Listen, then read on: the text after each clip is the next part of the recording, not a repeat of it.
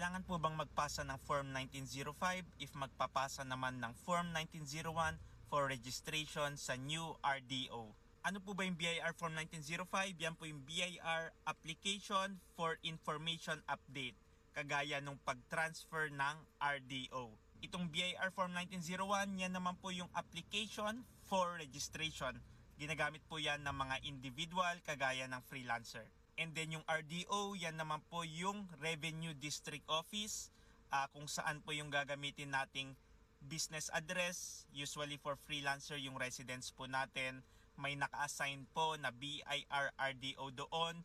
Doon lang po tayo pwedeng mag-register ng ating freelancing business. Kapag yung tax identification number or yung TIN natin ay from employment po, diretso ka na po kung saang RDO ka magre-register, hindi na po kailangan yung BIR Form 1905.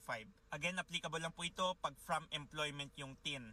Tapos magre-register po sa BIR as a freelancer. You are a freelancer at meron kang concern or question regarding freelancers BIR registration and freelancers tax compliance, comment mo lang yan at sasagutin ko yan.